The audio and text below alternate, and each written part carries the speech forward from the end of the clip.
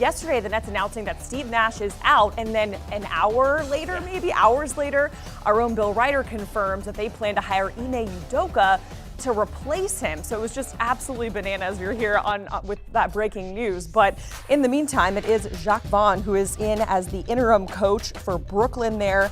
And again, just seemed like so quickly they were making the decision to say that Ime Udoka will be in, or they plan to hire him. So again, he was let go by the Celtics, if you remember. So it is Jacques Vaughn. There he is right there as the interim coach for Brooklyn. And Brooklyn up 84-81 in the fourth. And Zach LaVine just sinks a three there. And that's just kind of the theme for the night there in Brooklyn. The threes just keep coming. There's another one. And then we just saw them throughout the night. LaVine just unleashing, getting 20 of his 29 points in the fourth. And then the Bulls, they win this one 108-99. Nets now 2-6 on the season, and we do want to bring in Coach Avery Johnson to talk about not only the coaching change happening in Brooklyn, but also how one can possibly fix the Nets if it's possible. So, Coach, to start things off, hearing that Steve Nash news, and then again, like I said, maybe an hour later, we hear that it might be Ime Udoka that's in. Katie saying that he's shocked by the news in a presser. Coach, are you buying that? You think he's actually shocked?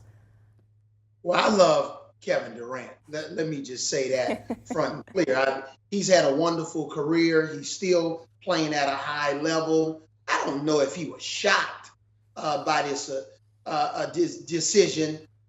Maybe the timing, maybe he thought it was going to happen, 20 games in or, at the halfway mark. But I don't know about being shocked. Here's a guy, again, that wanted a change both in the front office and with the coach in the offseason that was holding out for a trade. Josiah, the owner, didn't oblige, so he was forced to come back, and it never really clicked. And you saw, obviously, front and center, all the problems that they had, and the coach really just lost the team. And they put Steve Nash in a really bad position with all of the upheaval in the offseason. He traded away James Harden. They thought they really had something there.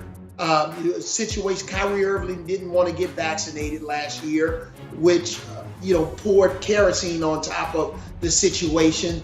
So again, Steve Nash was put in a tough position. He was hired without any head coaching experience.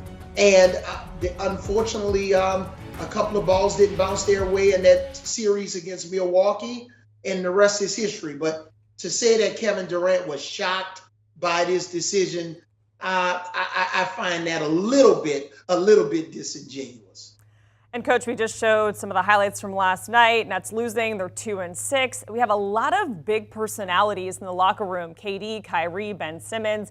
Do you think Ime Udoka can handle this locker room? Maybe his familiarity with the organization, does that play a factor in maybe getting the Nets on the right track? Is it too late? What are your thoughts?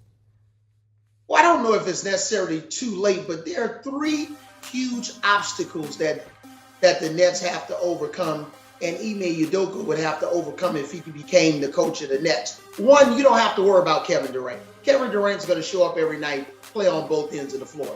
But here are a couple of obstacles. One, Kyrie Irving, his production on the court. Last night he was 2 for 12. And is he going to play at that MVP level, which the Nets desperately need him to play for them to be successful, combined with his off-the-court distractions? That's number two. His off-the-court distractions, one was the vaccination. Now it's the situation with Jewish people and the retweeting or the liking of tweets. And now you got fans showing up with, shirts, saying that they're not happy with his anti-Semitism beliefs. And so it's a distraction. And then you're dealing with Ben Simmons. Can he perform on the offensive end where he's going to be a threat? And then Ime Udoka would be walking in the door with some questions about, hey, what exactly happened in Boston? Why did you get fired after leading Boston to the finals? So lots of question marks and obstacles that Ime Udoka would have to overcome. All right, Coach, so hang tight. We do want to touch on the Warriors and recap their game last night, and we'll get back to you for your insight on that. But it is the former champs in Miami taking on Jimmy Butler and the Heat. Steph Curry just doing Steph Curry things. That's 3 right there, and the Warriors are up 77-72 in the third. Curry passing the alley-oop there. He had 23 points, 13 rebounds, and 13 assists for the Warriors. 6 minutes left in the third. Curry assisted to Andrew Wiggins. That's another 3 points for Golden State. Now if we fast forward to late in the fourth, we got things tied up here 109-109. Jimmy Butler scored 5 straight points late to give Miami the ultimate lead, and the Heat, they end up taking this one at home 116-109. All right, Avery, so it seems like a little bit of a slow start for the champs this season. We all saw the drama with Draymond, punching his teammate. We all saw that video there. Do you think they're just off to a slow start? Is it championship hangover? Should we be panicking? What are your initial thoughts on the Warriors and their performance so far this season?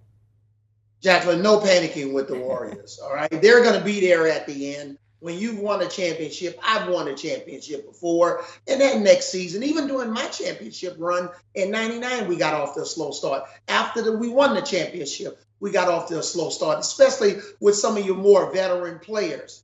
But the Golden State Warriors, their problem early in the season is their bench. They're going to only go as far as their bench. If you go down their bench, even Jordan Poole was a -21. JaMychal Green was a -20. You look at guys like, Moses Moody, Kuminga didn't play.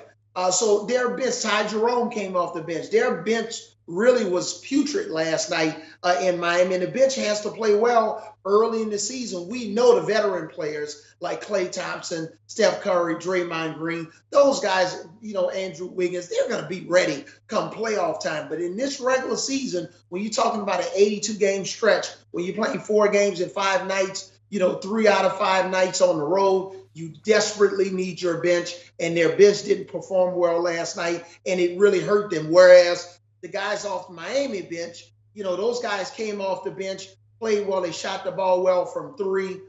So again, not worried about the Warriors. They just got to continue to develop their young players. All right, and that is our coach, Avery Johnson, giving us his insight from the NBA slate from yesterday. Getting a look at the slate for tonight. We have a lot of NBA action that is happening. The 76ers try to continue a 3-game winning streak when they host the Washington Wizards, and then the Celtics take on the Cavs at 7:30 p.m. Eastern, and later on, the Mavs play host to the Utah Jazz.